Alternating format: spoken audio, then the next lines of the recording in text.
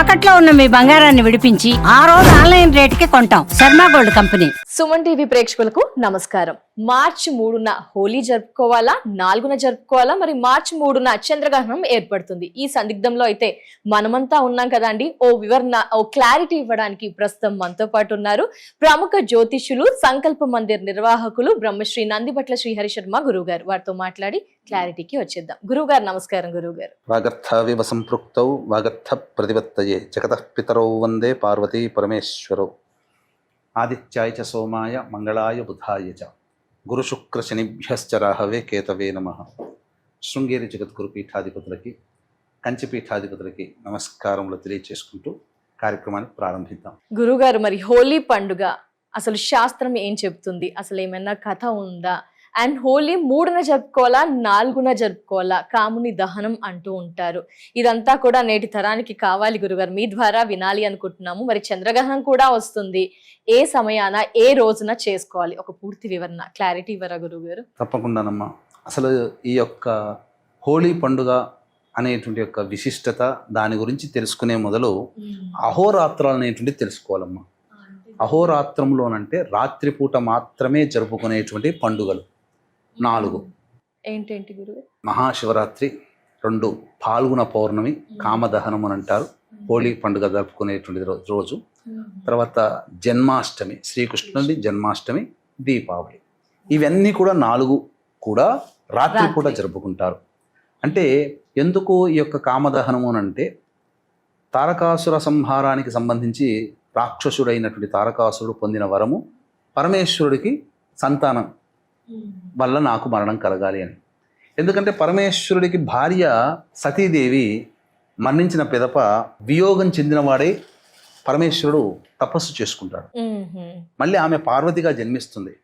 రాక్షస సంహారం కోసం మళ్ళీ పార్వతిని పరిణయం ఆడాలి, తద్వారా సంతానాన్ని పొందాలి. కాబట్టి మన్మధుడిని దేవతలందరూ ప్రార్థిస్తే అప్పుడు మన్మధుడు అతని తపో దీక్షను భగ్నం చేయడం, ఎదురుగా అమ్మవారు కనబడడం, అతను కాస్త చలితుడవ్వడం, అమ్మవారిని వివాహం చేసుకోవడం జరిగిపోయాయి. కానీ ఈ పరిణామ క్రమంలో నా తపోదీక్షను ఎవరు చెడగొట్టారని చెప్పి చూసినప్పుడు మన్మధుడని తెలుస్తుంది.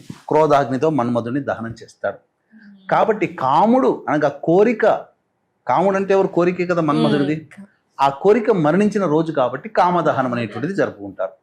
ఇంకొక వృత్తాంతము, పరమ నిష్ఠాగరిష్ఠు భాగవతోత్తముడైనటువంటి ప్రహ్లాదుడిని చంపడానికి తండ్రి అయిన హిరణ్యకశిపుడు అనేక ప్రయత్నాలు చేసి ఓడిపోతాడు. తన అన్న పడుతున్న వేదనని చూసి హోళిక అనే చెల్లెలు రాక్షసి నేను సంహరిస్తానన్నాయని చెప్పి మొత్తం చితిమంట పేర్చుకొని ప్రహ్లాదుని ఒళ్ళో పెట్టుకొని ఆ చితిమంటల్లో దూకుతుంది. తనకు ఒక గొప్ప వరం ఉంది, మా మంటల్లో కూడా నాకు మరణం ఉండదు అని చెప్పి. కానీ విష్ణు తేజ ప్రభావం వలన ఆ మంటల్లో మాడి మసైపోతుంది. ప్రహ్లాదుడు పూల మించి వచ్చినట్టుగా నడుచుకుంటూ వచ్చేస్తాడు. సో చిన్న పిల్లల్ని పట్టి పీడించే వివాహ సమస్యలతో అబ్బాయిలు అమ్మాయిలు బాధపడుతుంటారో ఈ రోజున మీనాక్షి సుందరేశ్వర్ అంటే శివపార్వతుల కళ్యాణం ఎవరైతే చేస్తారో వాళ్ళకి అనతి కాలంలోనే దాంపత్య సమస్యలు తొలగిపోతాయి, వివాహము నిశ్చయం అవుతుంది. ఇది ఎప్పుడు చేయాలి? 2వ తారీఖు రోజున చేయాలి. 2వ తారీఖు. ఎందుకంటే 2వ తారీఖు సాయంత్రం 5:35 చిల్లర ముహూర్తానికి చతుర్దశి వెళ్ళిపోయి పౌర్ణమి ప్రారంభమవుతుంది.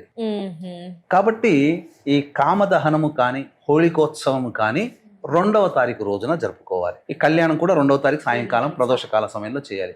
అయితే హోళీ పండుగ ఎప్పుడు జరుపుకోవాలి? చంద్రగ్రహణం వస్తుందా? అవును, 3వ తారీఖు. అంటే ఈ చంద్రగ్రహణం సింహరాశిలో ఏర్పడుతుంది కాబట్టి ప్రధానంగా ఈ గ్రహణ సందర్భంగా గ్రహణ వేధ చంద్రగ్రహణానికి మాత్రం 3 జాముల ముందర. కాబట్టి ఉదయం 9:19 నుంచి గ్రహణ శూల అనేటువంటిది ప్రారంభమవుతుంది. ఈ కారణం చేత ఈ రోజు జరుపుకోకూడదని కొంతమంది సిద్ధాంతకర్తలు 4వ తారీఖు రోజున హోళీ పండుగ జరుపుకోవాలి అని. కొంతమంది అభిప్రాయం ప్రకారం ఏంటంటే 3వ తారీఖునే పౌర్ణమి ఉంది కాబట్టి పౌర్ణమి రోజునే జరుపుకోవాలి కాబట్టి 3వ తారీఖున జరుపుకుంటారు. కాబట్టి మన ప్రాంతంలో 3వ తారీఖు రోజున జరుపుకుంటారు. కొంత ప్రాంతంలో అనగా ఈ యొక్క సంబంధించినటువంటి నిరయన సిద్ధాంతాన్ని పాటించే వారి ప్రాంతంలో 4వ తారీఖు రోజున జరుపుకుంటారు. అందుకనే ఇక్కడ ప్రధానంగా దీని ఉద్దేశం ఏంటంటే హోళీ పండుగ జరుపుకున్న 3:19 గ్రహణం ప్రారంభమవుతుంది కాబట్టి మధ్యాహ్నం 12:30 లేదా మ్యాక్సిమం 1 లోపల ఆ పండుగ వాతావరణం అంతా పక్కకు పెట్టి జరుపుకొని ఫ్రెష్ అప్ అయిపోవాలమ్మా. భోజనం మాత్రం 11 లోపల భోజనం చేయాలి. అలాగే దీన్ని దృష్టిలో పెట్టుకునే ఈ యొక్క సింహరాశిలో ఏర్పడుతున్నటువంటి కారణం చేత మేషరాశి, వృషభ రాశి, కర్కాటక రాశి, సింహరాశి, కన్యా రాశి, ధనుస్సు రాశి, మకర రాశి, కుంభరాశిలో జన్మించిన వారికి దోషప్రదము. కాబట్టి ఈ రాశుల్లో జన్మించినటువంటి వారికి మన పీఠమాధ్వర్యంలో 4వ తారీఖు రోజున సాయంకాలం 6 గంటలకి గ్రహణ దోష నివారణ పూజలు, హోమాలు జరిపించి శక్తిపాతం చేసినటువంటి కరుంగలి మాల ఇవ్వడం జరుగుతుంది. అవకాశం ఉన్న వాళ్ళు స్క్రీన్పై కనిపిస్తున్నటువంటి నెంబర్కి కాంటాక్ట్ చేసి మీ గోత్రనామాదులు 4వ తారీఖు సాయంత్రం 5 గంటల లోపల నమోదు చేసుకోవచ్చు. తక్కినటువంటి మీనరాశి, మిథున రాశి, తులారాశి, వృశ్చిక రాశి వారికి మాత్రం శుభప్రదంగా చెప్పబడి ఉంది. కాబట్టి ఏతావాత మనం 3వ తారీఖు రోజున పండుగ జరుపుకునేటట్టయితే మధ్యాహ్నం 12:30, 1 గంటల లోపల ఈ పండుగ వాతావరణం కంప్లీట్ చేసుకోవాలి. 3 గంటలకి ప్రారంభమవుతుంది. కాబట్టి శిష్టాచారులు, సాంప్రదాయవాదులు, ఉపాసనాపరులు 3:19 నుంచి సాయంత్రం 6:47 వరకు కూడా చక్కగా ఇష్టదేవత ఆరాధన, గురువుగారు ఇచ్చిన మంత్రోపదేశము అవన్నీ పఠిస్తే చాలా ఇబ్బందులు అనేటువంటివి తొలగిపోతాయి. దైవ బలం పెరుగుతుంది. ఈ ఏ రాశులు అయితే బాగోలేవని చెప్పానో మేషరాశి, వృషభ రాశి, కర్కాటకము, సింహము, కన్య, ధనుస్సు, మకర, కుంభరాశిలో జన్మించినటువంటి వారికి బాగోలేదు కదా, అటువంటి వాళ్ళు దేవతారాధన చేస్తే ఇబ్బందులు కలుగుతాయన్న కదా, ఆ ఇబ్బందులు కూడా తొలగిపోతాయేమో, వాళ్ళు శుభవంతులు అవుతారు.